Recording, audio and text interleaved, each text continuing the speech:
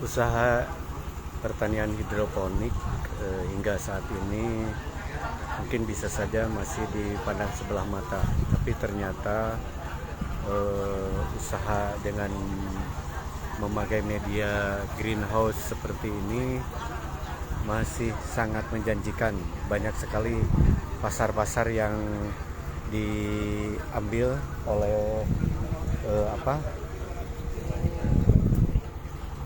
asalkan kita tahu di mana kelompok-kelompok yang bisa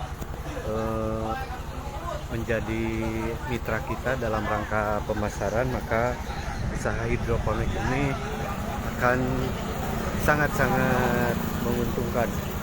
Seperti ini contohnya adalah tanaman hidroponik selada. Kalau di Sunda biasanya dibilang selada bokor. Dari Desa Berdikari, Desa Tanjung Pura, Kecamatan Raja Pola, Tasikmalaya. Ini kebetulan ada Pak Kadesnya. Kita tanya, Pak Kades, seperti apa nih usaha hidroponik yang Bapak dan teman-teman Bapak kelola saat ini, Pak Kades? Bisa dijelaskan secara singkat, Pak Kades? Ya, untuk hidroponik ini mungkin awal mulanya memang edukasi dari desa, Pak. Dari bukan ketahanan pangan, waktu itu masih ada padat karya. Nah, saya coba dalam 1 GH pakai bambu, greenhouse, semi lah, bukan greenhouse yang sebetulnya, tapi pakai bambu. Nah, setelah itu memang kami sebelumnya dicemoohkan, Pak, sama masyarakat. Bagaimana cara Pak Kades mau buang-buang uang di sawah? Karena orientasi masyarakat secara budaya itu menanam padi. Nah, itu hanya kami mencoba, tapi setelah itu kami terus eksis. Akhirnya kami bagaimana mencoba untuk bahwa kami menjadi sentra dari teknik hidroponik itu di Saladah Bokor. Nah, akhirnya kami coba untuk ada masyarakat yang ikut, kami tarik, gabung dan sehingga membuat kelompok lah di situ. Nah, kami di situ mengatur dengan sistem, Pak, supaya bagaimana semakin banyak kelompok kami bisa mengakomodir pasar. Karena tujuan kami bahwa yang membutuhkan pasar itu bukan petani, justru pasar membutuhkan produk petani. Kami balikan bahwa petani itu yang menjadi center point daripada sayuran komoditas ini. Jadi, kami buat sistem sehingga sistem ini dikelola dengan baik. Kami ada jadwal tanam dan jadwal panen, sehingga kebutuhan per hari kami mengukur untuk kebutuhan pasar. Selalu ada ya, Pak? Selalu ada. Nah, itu menjadi komitmen kami di sini. Semua kelompok yang bergabung harus ikut di dalam pemetaan jadwal tanam, sehingga pas panennya itu akurat, Pak, untuk kebutuhan pasar. Nah, itu sampai hari ini yang pertamanya ada berapa orang, 5 orang, sampai hari ini sudah 100 orang yang bergabung. Tapi tidak hanya di desa kami, mungkin di tetangga kecamatan, tetangga desa, sampai di melebar Kabupaten Tasikmalaya, Majalengka. Terus ada yang investasi juga dari Bandung, Pak, dengan kerjasama dengan Pindad juga. Pak, bisa dicontohkan untuk ukuran berapa, keuntungannya berapa sebagai gambaran?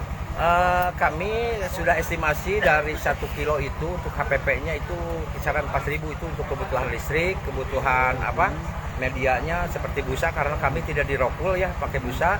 Terus benih itu 1 gram, terus termasuk nutrisi itu sudah kami hitung, itu dari 1 kilo itu hampir kisaran 4.000, sedangkan kami beli manajemen itu 10.000, Pak, ke petani. Jadi ada margin 6.000 lah. Itu udah 100 sekian ya, 120% untuk petani.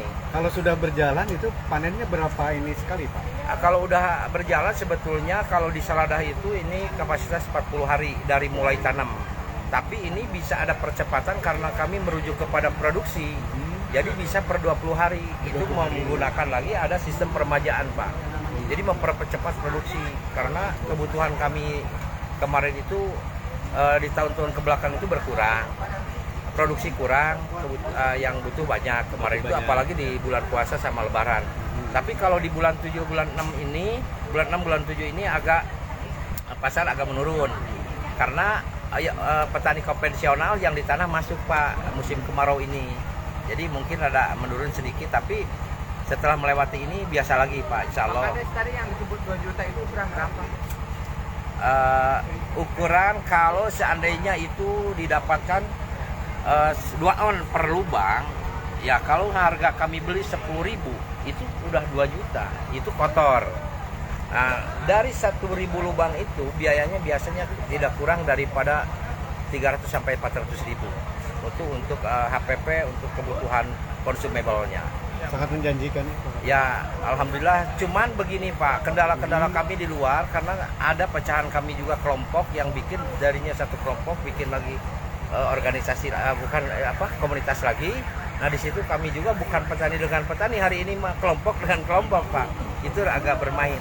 Tapi nggak masalah, itu akan membesarkan kelompok kami juga. Bersaing sehat gitu. Bersaing sehat, dan kami pun alhamdulillah sekarang lagi dijalin dengan emerging farm yang ada di Lembang. Itu yang sudah kapasitasnya 1.400.000 lubang Pak. Kisaran 7 hektar itu dia punya perusahaan hidroponiknya. Kami sudah bermitra, mungkin besok mau datang lagi ke Bandung untuk bermitra supaya produk dari petani kami itu bisa untuk pasokan juga ke emerging farm.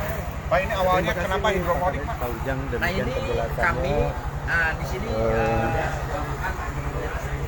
Sangat-sangat menjanjikan, pasar masih luas walau sempat menurun pasar pada bulan-bulan kemarin, tapi tetap masih pada batas penyesuaian kebutuhan dari para petani.